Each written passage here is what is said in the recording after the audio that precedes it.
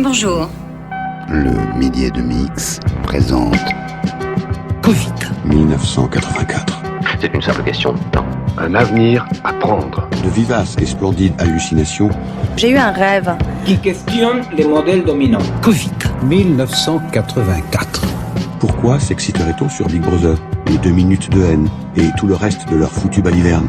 L'enjeu n'est pas d'obéir à Big Brother. L'enjeu est d'aimer Big Brother. Covid 1984. On est tous embarqués dans la même histoire. Winston se demanda de nouveau pour qui il écrivait son journal. Le moment est maintenant venu de réfléchir sur l'avenir de l'homme et de notre société. Sur l'histoire des mouvements sociaux, sur l'histoire des mouvements de résistance, sur l'histoire des mouvements qui contestent quelque chose qui nous est imposé. Pour l'avenir, pour le passé, pour un âge qui pourrait n'être qu'imaginaire. Pour bâtir une sorte de compréhension collective, une sorte de mémoire politique pour garder des traces. Covid 1984. Feuilleton radiophonique, création sonore. Réalisé par le ministère de l'Amour. Épisode 6. C'est pas faux? Winston parcourut l'article incriminé. L'ordre du jour de Big Brother avait principalement consisté en éloges adressés à une organisation connue sous les initiales CCFF, qui fournissait des cigarettes et autres douceurs aux marins des forteresses flottantes. Un certain camarade Withers, membre éminent du parti intérieur, avait été distingué, spécialement cité et décoré, de la seconde classe de l'ordre du mérite insigne. 3 mois plus tard, le CCFF avait brusquement été dissous. Aucune raison n'avait été donnée de cette dissolution. On pouvait présumer que Withers était alors en disgrâce, mais il n'y avait eu aucun commentaire de l'événement dans la presse ou au télécran. Ce n'était pas étonnant, car il était rare que les criminels politiques fussent jugés ou même publiquement dénoncés. Les livres d'histoire comptent que la vie avant la Révolution était absolument différente de ce qu'elle est maintenant. Il y avait une oppression, une injustice, une pauvreté terrible, pire que tout ce que nous pouvons imaginer. À la même époque, il y avait un tout petit nombre de gens, seulement quelques milliers, les capitalistes, disait-on, qui étaient riches et puissants. Je voudrais avoir votre opinion là-dessus. L'enregistrement sonore. Dès l'abolition du servage, dès la fin du travail forcé, vous avez une tentation chez les élites, comme elles ne peuvent plus vraiment posséder au sens strict les plus pauvres, vont essayer de les posséder un peu dans l'ordre du discours, en essayant d'insister sur le fait que les groupes dominants ont davantage de mérite, font preuve de davantage d'efforts, de diligence, de qualité personnelle. Donc on va beaucoup plus insister sur les qualités directes individuelles. Mais ce discours prend une importance beaucoup plus forte à partir de la fin du 19e siècle et plus encore du milieu du 20e siècle. Je cite dans mon livre une citation incroyable de Émile Boutmy, qui est un des fondateurs de Sciences Po en 1872, institution privée, élitiste, jouant un rôle très important dans la reproduction des inégalités françaises. Et Boutmy dit, en substance, maintenant que le suffrage universel vient d'arriver et risque de déposséder les classes dominantes, il va falloir montrer que nos mérites éclatants, notamment sur la scène éducative, font qu'on peut pas se passer de nous sans créer d'immenses malheurs. Et maintenant, vous pouvez vous rappeler comment était la vie avant la Révolution? L'enregistrement sonore.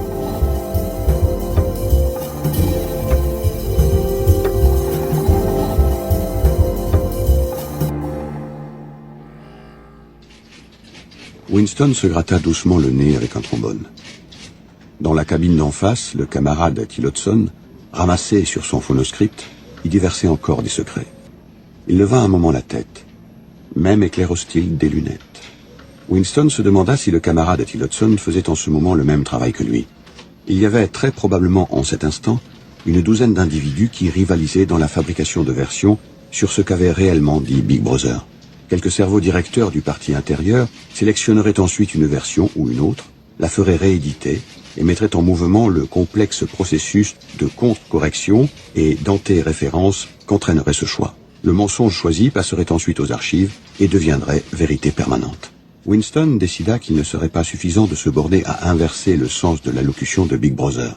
Il valait mieux la faire rouler sur un sujet sans aucun rapport avec le sujet primitif. Il aurait pu faire de ce discours l'habituelle dénonciation des traîtres et des criminels par la pensée, mais ce serait trop flagrant. Inventer une victoire sur le front ou quelques triomphes de la surproduction dans le 9e plan triennal compliquerait trop le travail des archives. Ce qu'il fallait, c'était un morceau de pure fantaisie.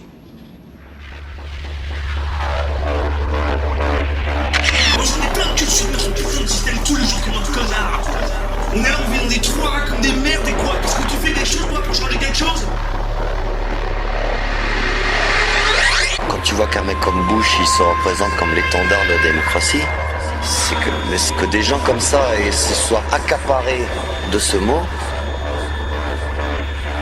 bah aujourd'hui ce mot-là il veut plus rien dire. Et c'est une responsabilité immense qu'ils ont.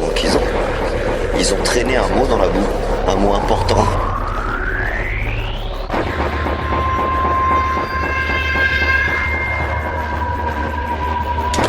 Il faut réaviver ça chacun au niveau d'un mot qui est très important pour moi, c'est le mot voisinage. Le voisin. Et retisser des liens de voisinage et d'entraide de voisinage qui soient plus humains et plus démocrates. Parce que si on attend d'en haut, moi je crois que c'est foutu. J'en suis persuadé, c'est que parce que les politiciens n'ont plus la main mise et ils ont plus le pouvoir. Ils ont plus le pouvoir.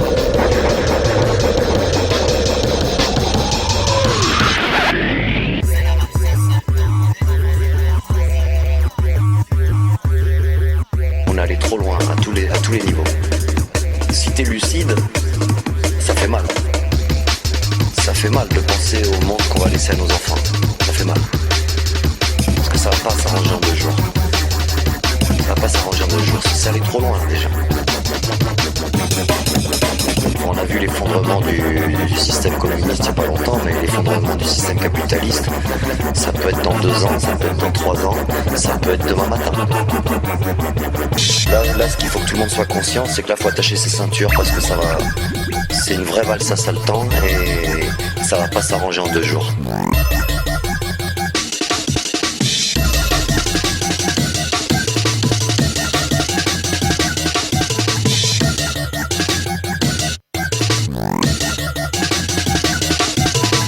Ça peut être dans 2 ans, ça peut être dans 3 ans, ça peut être demain matin.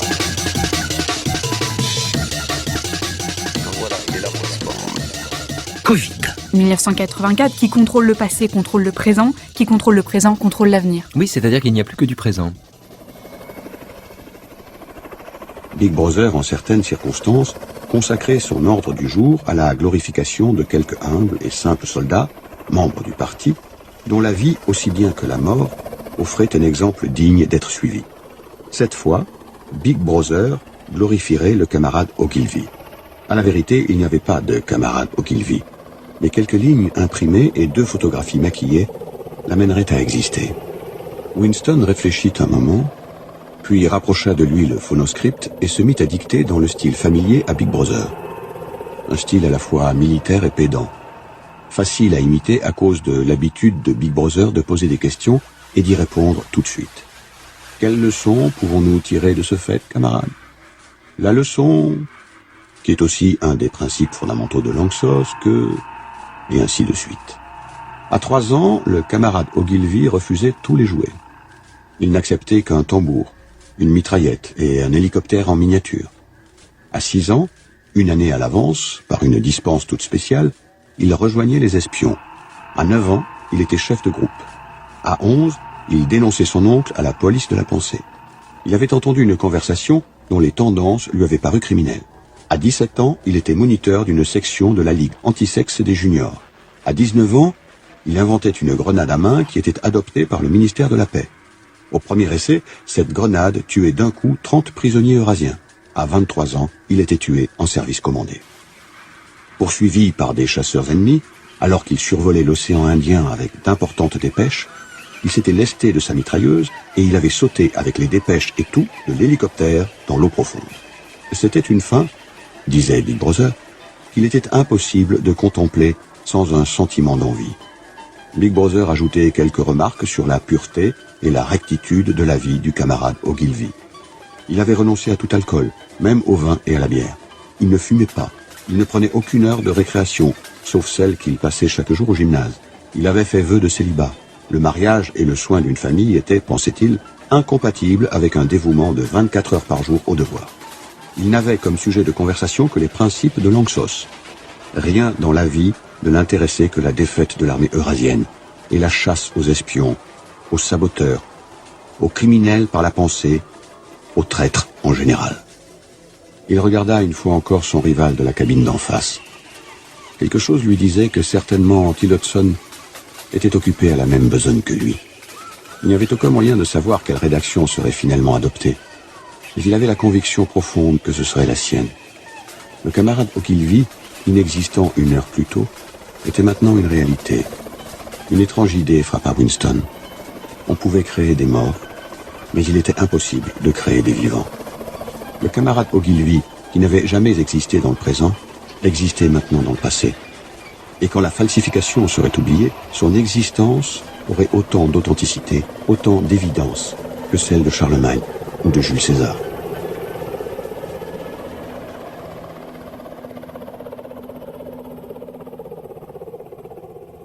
Winston prit conscience du silence. Comment on devient conscient d'un nouveau son? Dans la mémoire de Winston, c'était un fragment du passé aboli, l'infinie complexité du commissariat aux archives. Tout s'évanouissait dans une ombre dans laquelle finalement la date même de l'année devenait incertaine.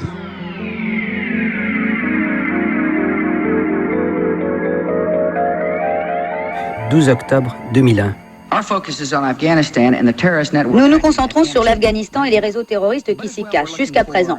Mais nous recherchons aussi toutes les cellules d'Al-Qaïda qui fonctionnent à travers le monde. Et si nous trouvons une base Al-Qaïda qui opère ailleurs, nous presserons le pays hôte de nous livrer à la justice.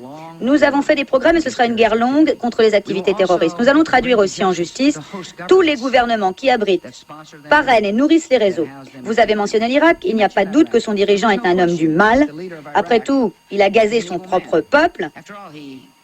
Et nous savons qu'il a développé des armes de destruction massive. Et je pense que c'est dans son intérêt d'autoriser le retour des inspecteurs dans son pays pour être sûr qu'il se conforme aux accords qu'il a signés. Et donc nous le surveillons de très près.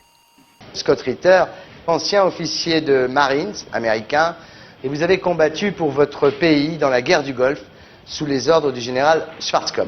En 1991, vous rejoignez les inspecteurs en désarmement chargés par l'ONU de détruire l'arsenal de Saddam Hussein, et vous faites ça jusqu'en 1998, où vous démissionnez. Tout d'abord, il faut quand même remonter avant le 11 septembre pour comprendre que le gouvernement Bush avait déjà la main mise, ou en tout cas des visées sur Saddam Hussein et la reprise de l'Irak.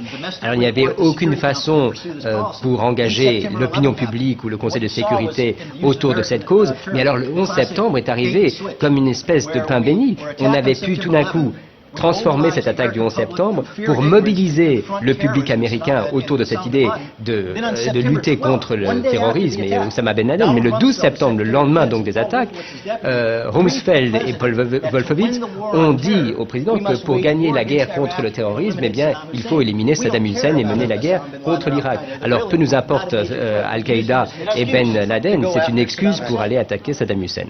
Alors pour vous, il n'y a évidemment aucune raison de faire la guerre à l'Irak, puisque l'Irak, dites-vous, est désarmé. Vous dites qu'entre 91 et 98, tout le potentiel scientifique et technique a été détruit et qu'il était impossible pour les Irakiens de reconstruire finalement des missiles, des gaz, etc. En fait, ce que j'ai dit plus précisément, c'est que 90 à 95% des capacités irakiennes, et notamment toute la capacité de production, nous savons où elle est passée, mais enfin, ce n'est pas à moi de dire que l'Irak est complètement propre. C'est quand même à l'équipe d'inspecteurs de le dire et au Conseil de sécurité. Il reste sur les 100%, il reste encore 5% dont on ne sait pas encore où ils sont, mais de toute façon, ça n'est pas une excuse pour aller faire la guerre, parce que quelles armes l'Irak a-t-elle produit? Certes, on ne peut pas savoir où les armes sont, mais on ne peut pas non plus prouver que l'Irak détient ces armes, donc il n'y a pas de justification pour faire la guerre. Covid. 1984. Feuilleton radiophonique. Dans la cantine au plafond bas, située dans un sous-sol profond, la queue pour le lunch avançait lentement par saccades. La pièce était déjà comble et le bruit assourdissant. À travers le grillage du comptoir, la fumée du ragoût se répandait avec une aigre odeur métallique qui ne couvrait pas entièrement le fumet du gin de la victoire. « Voilà tout juste l'homme que je cherchais », dit une voix derrière Winston. Celui-ci se retourna. C'était son ami Sim, qui travaillait au service des recherches. Peut-être ami n'était-il pas tout à fait le mot juste. On n'avait pas d'amis à l'heure actuelle. On avait des camarades. Mais il y avait des camarades dont la société était plus agréable que celle des autres. Sim était un philologue, un spécialiste en novlangues. C'était un garçon minuscule, plus petit que Winston, aux cheveux noirs, aux yeux grands et globuleux, tristes et ironiques à la fois. Il paraissait scruter de près, en parlant, le visage de ceux à qui il s'adressait. « Je voulais vous demander si vous avez des lames de rasoir, » dit-il. « Pas une, » répondit Winston avec une sorte de hâte qui dissimulait un sentiment de culpabilité. « J'ai cherché partout. Il n'en existe plus. » « Il y a 6 semaines que je me sers de la même lame, » ajouta Winston qui montait. La queue avançait d'une autre saccade. Lorsqu'elle s'arrêta, Winston se retourna encore vers Sim. Chacun d'eux préleva dans une pile qui se trouvait au bord du comptoir un plateau de métal graisseux. « Êtes-vous allé voir hier la pendaison des prisonniers ?» demanda Sim. « Je travaillais, » répondit Winston avec indifférence. « Je verrai cela au télé, je pense. » « C'est un succès d'année tout à fait insuffisant, » dit Sim. Ses yeux moqueurs dévisageaient Winston. « Je vous connais, » semblait-il dire. « Je vous perce à jour. Je sais parfaitement pourquoi vous n'êtes pas allé voir ces prisonniers. » Intellectuellement, Sim était d'une orthodoxie venimeuse. Il pouvait parler avec une désagréable jubilation satisfaite des raids d'hélicoptères sur les villages ennemis, des procès et des confessions des criminels de la pensée, des exécutions dans les caves du ministère de l'amour. Pour avoir avec lui une conversation agréable, il fallait avant tout l'éloigner de tels sujets et le pousser, si possible, à parler de la technicité du novlangue, matière dans laquelle il faisait autorité et se montrait intéressant. Winston tourna légèrement la tête pour éviter le regard scrutateur des grands yeux sombres. « C'était une belle pendaison, » dit Sim qui revoyait le spectacle. « Mais je trouve qu'on l'a gâché en attachant les pieds. J'aime les voir frapper du pied. J'aime surtout, à la fin, voir la langue se projeter toute droite et bleue, d'un bleu éclatant. Ce sont ces détails-là qui m'attirent. Au suivant, s'il vous plaît, » glapit la prolétaire en tablier bleu qui tenait une louche. Winston et Sim passèrent leur plateau sous le grillage. Sur chacun furent rapidement amoncelés les éléments du déjeuner réglementaire. Un petit bol en métal plein d'un ragoût d'un gris rosâtre, un quignon de pain, un carré de fromage, une timbale de café de la Victoire, sans lait, et une tablette de saccharine. « Il y a une table là-bas sous le télécran, » dit Sim. « Nous prendrons un gin en passant. » Winston saisit sa tasse de gin, s'arrêta un instant pour prendre son élan, et avala le liquide médicamenteux à goût d'huile. Des larmes lui firent clignoter les yeux. Il s'aperçut soudain, quand il les eut essuyés, qu'il avait faim. Il se mit à avaler des cuillerées de ce ragoût qui montrait au milieu d'une abondante lavasse des cubes d'une spongieuse substance rosâtre qui était probablement une préparation de viande. Aucun d'eux ne parla avant qu'ils n'eussent vidé leur récipient. « Comment va le dictionnaire ?»« Lentement, » répondit Sim. « J'en suis aux adjectifs. C'est fascinant. » Le visage de Sim s'était immédiatement éclairé au seul mot de dictionnaire.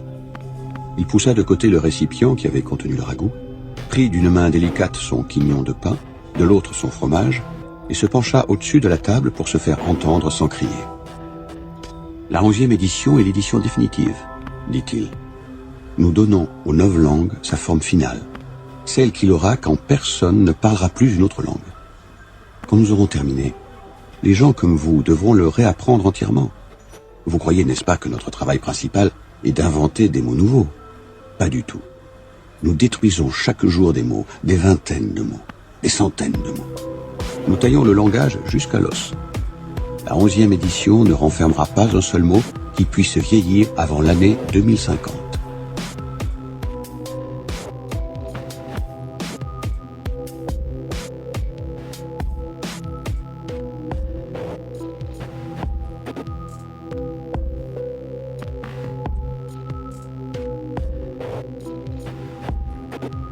C'est une belle chose, la destruction des mots. Naturellement, c'est dans les verbes et les adjectifs qu'il y a le plus de déchets. Mais il y a des centaines de noms dont on peut aussi se débarrasser. Pas seulement les synonymes, il y a aussi les antonymes. Après tout, Quelle raison d'exister y a-t-il pour un mot qui n'est que le contraire d'un autre? Les mots portent en eux-mêmes leur contraire. Prenez « bon », par exemple. Si vous avez un mot comme « bon », quelle nécessité y a-t-il à avoir un mot comme « mauvais » ? Un bon fera tout aussi bien, mieux même, parce qu'il est l'opposé exact de bon, ce que n'est pas l'autre mot. Et si l'on désire un mot plus fort que bon, quel sens y a-t-il à avoir toute une chaîne de mots vagues et inutiles comme excellent, splendide et tout le reste? Plus bon englobe le sens de tous ces mots. Et si l'on veut un mot encore plus fort, il y a double plus bon. Naturellement, nous employons déjà ces formes. Mais dans la version définitive du novlangue, il n'y aura plus rien d'autre. En résumé, la notion complète du bon et du mauvais sera couverte par 6 mots seulement. En réalité, un seul mot. Naturellement, l'idée vient de Big Brother. Sim, néanmoins, perçut immédiatement un certain manque d'enthousiasme. « Vous n'appréciez pas réellement le novlangue, Winston ?» dit-il presque tristement. « Même quand vous écrivez, vous pensez en ancilangue. J'ai lu quelques-uns des articles que vous écrivez parfois dans le Times. Ils sont assez bons, mais ce sont des traductions. Au fond, vous auriez préféré rester fidèle à l'ancien langage, à son imprécision et ses nuances inutiles. Vous ne saisissez pas la beauté qu'il y a dans la destruction des mots. Savez-vous que le novlangue est la seule langue dont le vocabulaire diminue chaque année? Winston l'ignorait naturellement. Il sourit avec sympathie, du moins il l'espérait, car il n'osait se risquer à parler. Ne voyez-vous pas que le véritable but du novlangue est de restreindre les limites de la pensée? À la fin, nous rendrons littéralement impossible le crime par la pensée, car il n'y aura plus de mots pour l'exprimer. Tous les concepts nécessaires seront exprimés chacun exactement par un seul mot dont le sens sera rigoureusement délimité. Toutes les significations subsidiaires seront supprimées et oubliées. Déjà dans la 11e édition, nous ne sommes pas loin de ce résultat. Mais le processus continuera encore longtemps après que vous et moi nous serons morts. Chaque année, de moins en moins de mots et le champ de la conscience de plus en plus restreint. Il n'y a plus, dès maintenant, c'est certain, d'excuses ou de raisons au crime par la pensée. C'est simplement une question de discipline personnelle, de maîtrise de soi-même. Mais même cette discipline sera inutile en fin de compte. La révolution sera complète quand le langage sera parfait. Le novlangue est l'Anxos, et l'Anxos est le novlangue, ajouta-t-il avec une sorte de satisfaction mystique.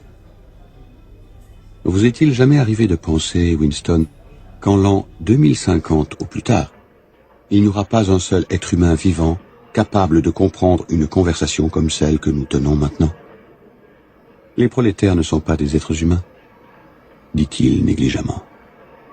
Vers 2050, plus tôt probablement, toute connaissance de l'ancienne langue aura disparu. Toute la littérature du passé aura été détruite. Chaucer, Shakespeare, Milton, Byron n'existeront plus qu'en version novlangue. Ils ne seront pas changés simplement en quelque chose de différent. Ils seront changés en quelque chose qui sera le contraire de ce qu'ils étaient jusque-là. Même la littérature du parti changera. Même les slogans changeront. Comment pourrait-il y avoir une devise comme « La liberté, c'est l'esclavage » alors que le concept même de la liberté aura été aboli? Le climat total de la pensée sera autre. En fait, il n'y aura pas de pensée telle que nous la comprenons maintenant. Orthodoxie signifie non-pensant.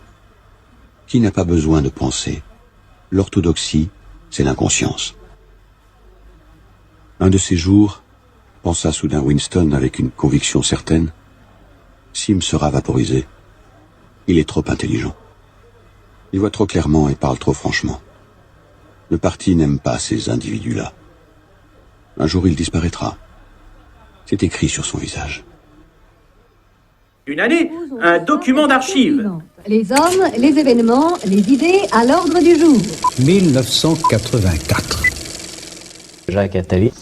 Et il y a aussi toute une série de mythes sur les idées que pouvait avoir l'opposition de l'époque. On croyait que le profit était considéré comme l'abomination absolue et que l'entreprise était condamnée à dépérir. Peut-être que la pratique de l'exercice du pouvoir a montré à toute une série de gens qu'au fond, il y avait, dans ceux qui dirigent la France aujourd'hui, l'idée que l'entreprise est une bonne chose à promouvoir, que le profit est une bonne chose. L'étatisme et le dirigisme, pour moi, c'est la même chose. Et l'étatisme et le dirigisme sont deux choses très dangereuses dans la mesure où les industriels ont à faire leur métier et que c'est eux qui peuvent mieux que personne décider de ce qui est bon pour leur entreprise. La réalité de ce qui a été fait depuis quelques années, c'est de faire prendre conscience que la priorité absolue du développement de ce pays était l'industrie. Et que l'industrie ne peut se développer sans qu'une partie importante, et plus importante que par le passé de l'épargne, passe de choses qui étaient moins profitables à l'ensemble de la collectivité vers l'industrie. C'est le cas aujourd'hui en France, comme ça a été le cas dans toutes les sociétés qui ont su sortir des crises antérieures. Eh bien, ça signifie que les différents moyens, dont la bourse de collecte des ressources vers l'industrie, se développent. Moi, je crois que tout ça est beaucoup plus sordide et le gouvernement actuel a accordé un régime fiscal extraordinairement généreux pour ce que les gens font en bourse, c'est-à-dire des plus-values. Et qu'on paye peu d'impôts en gagnant actuellement de l'argent en bourse, beaucoup moins qu'avant, et que, nonobstant la signature politique que beaucoup d'épargnants peuvent ne pas aimer, les précédents ne sont pas nécessairement du côté de ce gouvernement, ils ont eu le meilleur régime fiscal qu'ils ont jamais eu. Mais c'est formidable, ça, alors. C'est formidable. Ah ouais. Vous croyez que ça ne va pas surprendre le public qui nous entend, ça? Tiens, c'est curieux. Il y a un régime de gauche et d'un seul coup, alors c'est ceux qui boursicotent qui... Non. Ne confondez pas. Mettre son épargne dans l'industrie et avoir des activités spéculatives, c'est exactement le contraire. Toutes les crises ont toujours été vécues de la même façon. L'État n'a pas diminué, mais a changé de rôle. Et c'est ce qui est en train de se passer. L'État a été vécu dans les années récentes comme un peu la vache à lait, celui à qui on peut demander tout. Une entreprise tombe en faillite, au lieu qu'elle tombe en faillite, l'État doit payer. C'était comme ça que c'était vécu. Et chaque crise aussi a été dépassée quand l'individualisme, ou plutôt la liberté individuelle, a conquis un nouvel espace.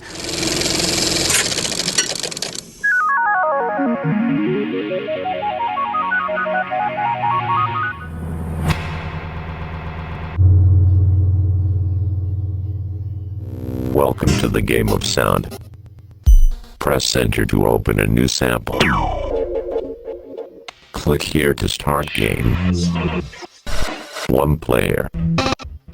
Start game. Interaction mode.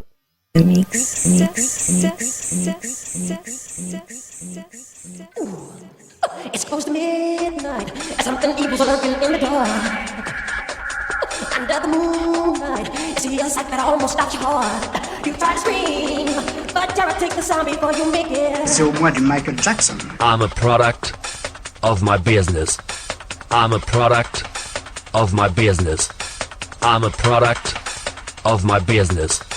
I'm a product of my business.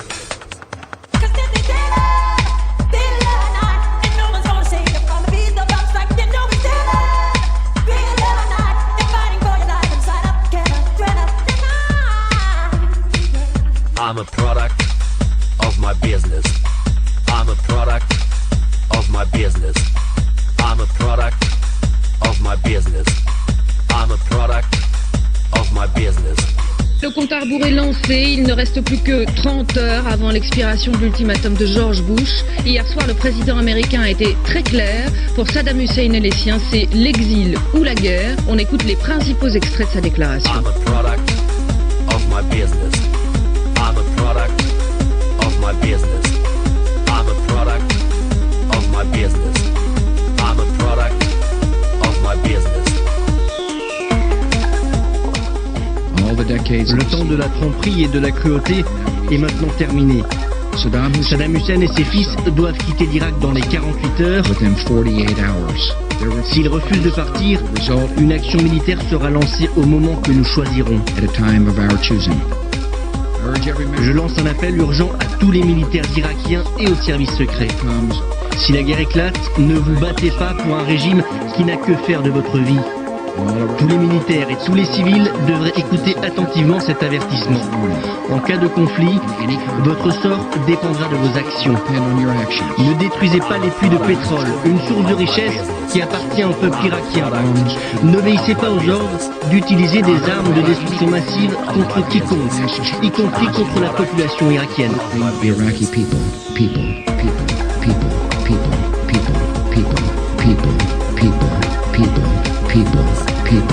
I'm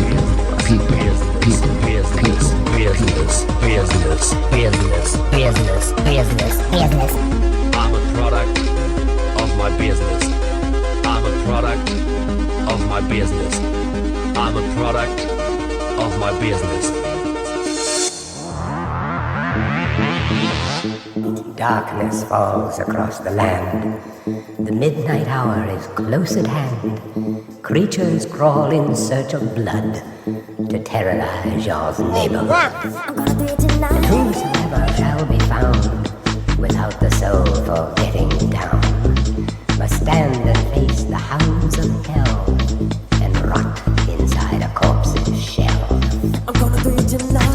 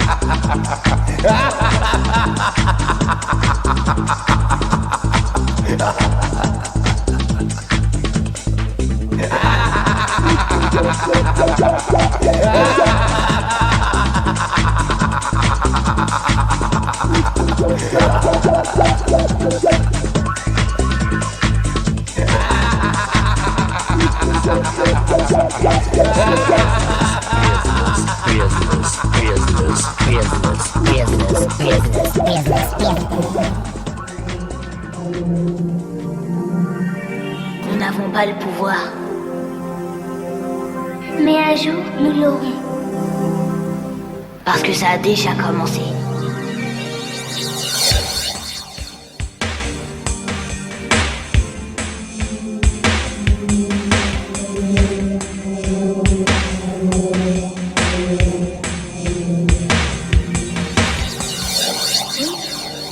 Un être humain, ça réalise un tas de choses durant sa vie.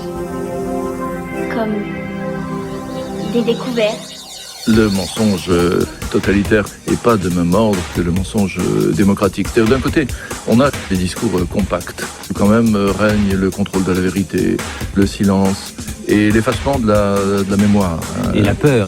C'est une des raisons pour lesquelles le thème du mensonge ou le règne du totalitarisme fait effectivement ressurgir immédiatement celui de la mémoire et de la nécessité de faire ressurgir ou de garder ou de conserver ce qui part dans ces memory holes, dans ces trous de mémoire. Les choses de l'existence ont ses souvenirs.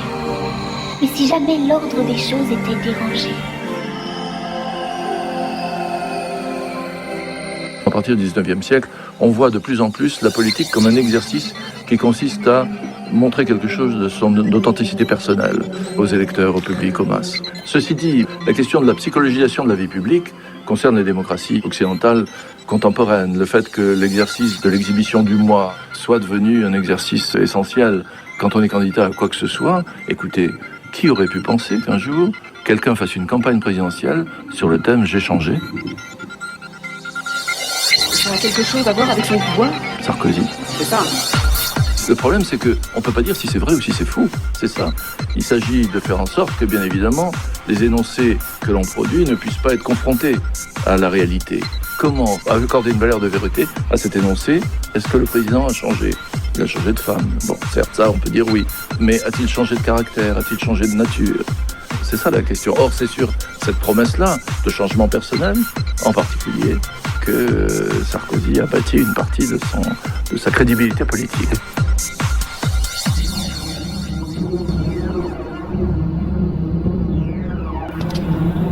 Ça sent mauvais. Ça pourrait bien être un piège. Alors faisons demi-tour. Oh non! C'est peut-être notre seule chance de sortir de cet asile de fous. La question est de savoir ce que le peuple croit au bout du compte. C'est-à-dire la manière dont l'accumulation des mensonges politiques peut produire des effets. Où en est-on de ce point de vue-là ? Quel degré de vérité est-ce que le peuple peut attendre des hommes politiques qui lui mentent depuis si longtemps ? On ne peut pas simplement s'en tenir pour ça à considérer uniquement la question du discours. Parce que bien évidemment, dans la question du discours, les mensonges court et vole. Il y a quand même la question de la réalité. C'est-à-dire qu'il y a des moments, bien que le mensonge politique s'efforce de mettre le discours à l'abri du réel, où il y a des retours de cette réalité qui sont mortels pour le mensonge en question.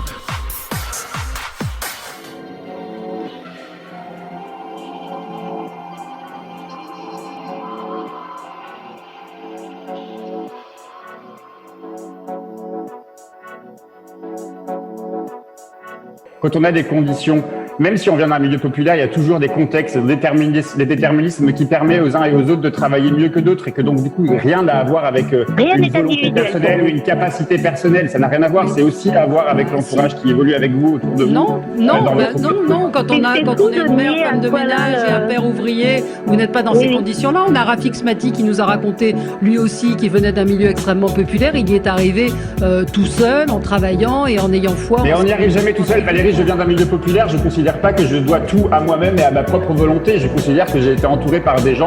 J'ai croisé des gens à l'école. J'ai eu possiblement des gens qui étaient pas de mes milieux, qui étaient dans mon école. L'école républicaine a aussi fait émerger des réseaux sociaux, des réseaux d'individus qui n'étaient pas ceux de ma famille, qui ont participé à ça. Donc je ne dois pas ça à moi-même. Je dois ça à un collectif de gens que j'ai croisés. Ils ne sont pas par le hasard, par le déterminisme. Donc c'est pas, ce n'est pas de l'ordre de la capacité individuelle, c'est de l'ordre de la société, des déterminismes sociaux. Le mérite n'existe pas. De la capacité, mais si, de la capacité individuelle, c'est parce que vous avez eu la capacité.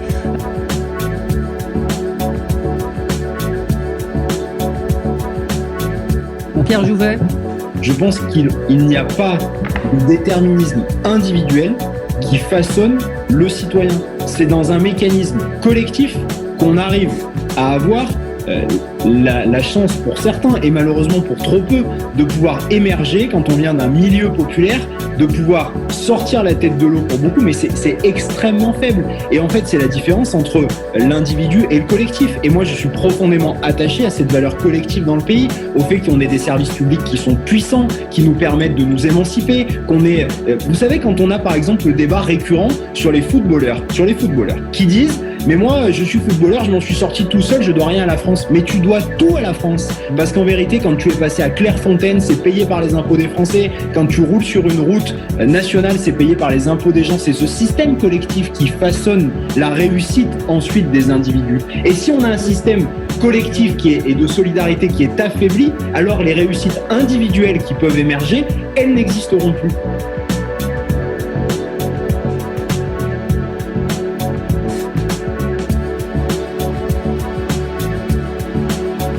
En fait, ça touche à la solidarité et en même temps à la promesse républicaine, parce que la promesse républicaine, c'est justement de garantir la possibilité à tous les enfants de rêver d'à peu près tout pour leur avenir et de pouvoir épouser finalement n'importe quel type d'études et n'importe quel type de carrière. Sauf qu'on se rend compte qu'avec la fracture qu'il existe entre les territoires, et là je vais revenir à mon département, dans le Cantal, vous avez très peu de place pour accéder aux études supérieures, et donc les enfants qui ont des parents qui ont les moyens vont pouvoir aller faire des études à Montpellier, à Clermont-Ferrand, voire à Paris, parce que les parents vont leur payer des études, vont leur payer un appartement.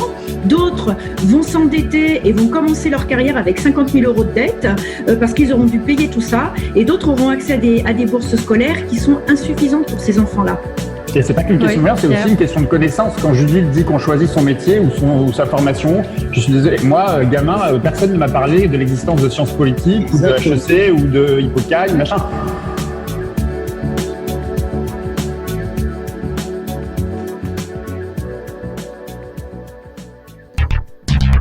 The game of sound. Game over.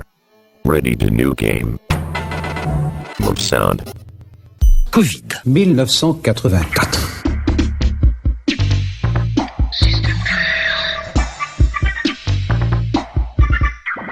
Appendice.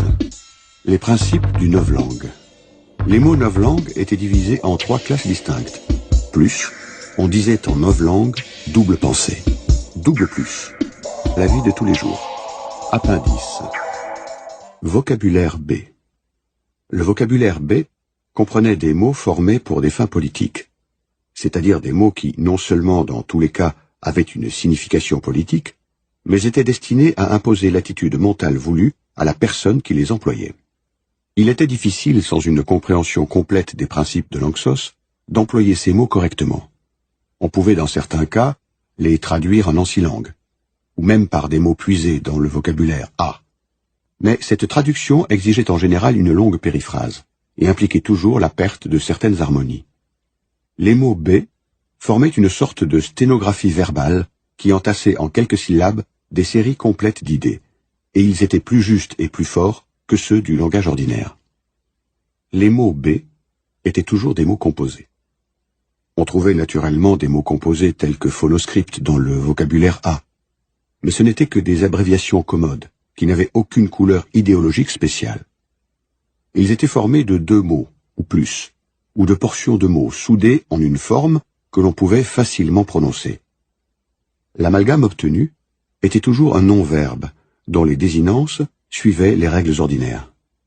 Pour citer un exemple, le mot « bon penser » signifiait approximativement « orthodoxe », ou si on voulait le considérer comme un verbe, « penser d'une manière orthodoxe ». Il changeait de désinence comme suit.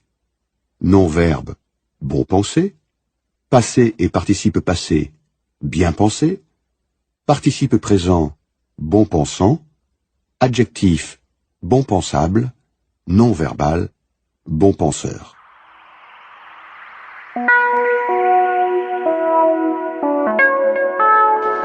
Avez-vous vu la 10e édition du dictionnaire de Novlangue? Le plus gros problème, calquer la langue au rythme du progrès scientifique. Le dictionnaire Smith, quelle belle chose que la destruction des mots. Le dictionnaire. La sémiologie, c'est issu de la linguistique au départ, en grande partie, puisque les signes sont produits dans le social et nous permettent donc d'interpréter la manière dont fonctionne ce social et la manière dont on fait sens et fait signe dans le social. La sémiologie au niveau, disons, disciplinaire et sa rencontre avec les sciences de l'information et de la communication, c'est en particulier fait autour de Roland Barthes. Ce que lui a fait, c'est qu'il s'est précisément intéressé à César. Et c'est sur la manière dont on représente dans le cinéma américain des années 50 le romain dans le péplum. Et donc il explique ce qui produit lui comme signe, c'est 2 choses qui sont la première la sueur et la deuxième les poils de manière générale. Donc les cheveux, la barbe, les nattes, les cheveux longs des femmes, etc. Et une fois qu'il a isolé ce signe, il essaye de voir à l'intérieur du film comment il fonctionne, comment il opère, et il se rend compte par exemple que tous les personnages suent, sauf César. Ça veut dire que César, lui justement, il est en dehors des considérations éthiques et des problématiques morales. Le dictionnaire.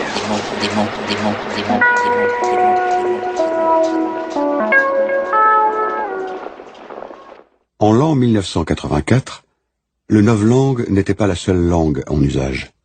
On comptait que le novlangue aurait finalement supplanté l'ancilangue, nous dirions la langue ordinaire, vers l'année 2020. Les actualités. Pas du langage sexiste au... Depuis des années, nous devons donc... Les actualités, magnifique.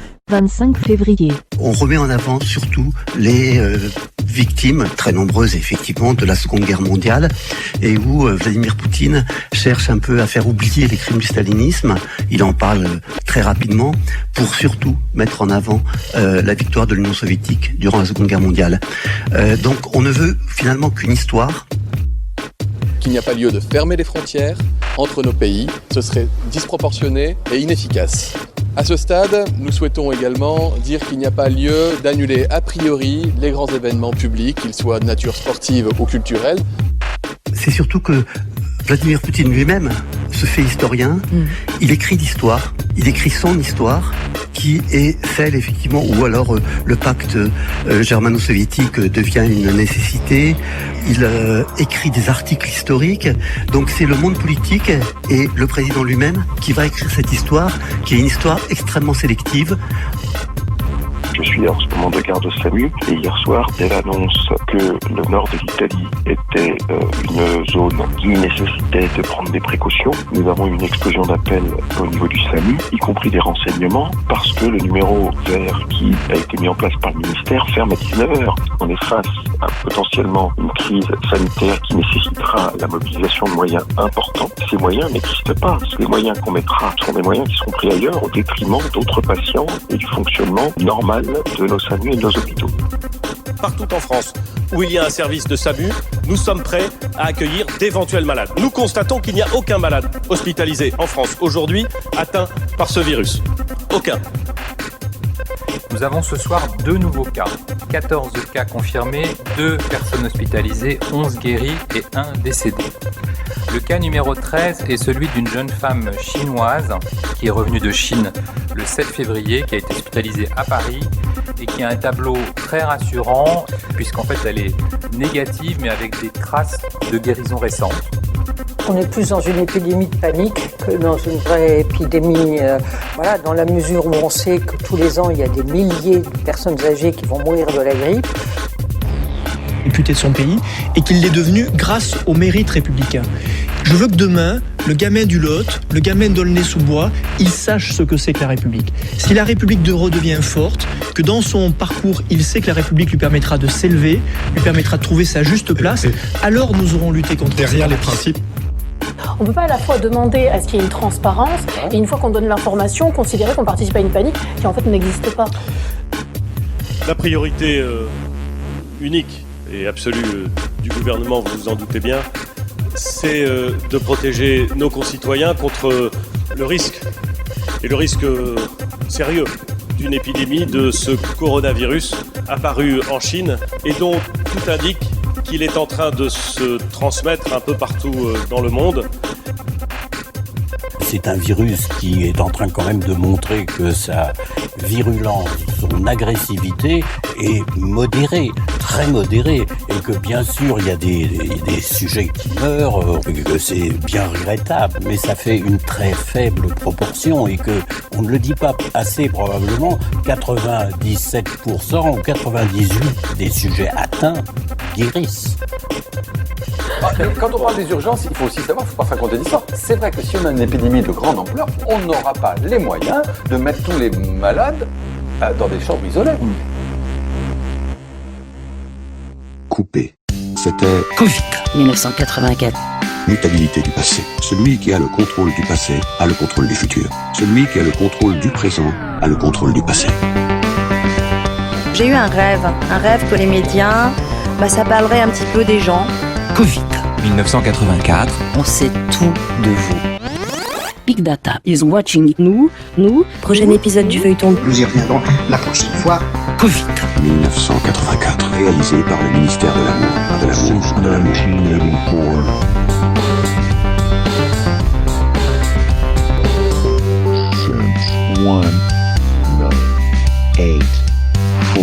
Au revoir, frère. Since 1984.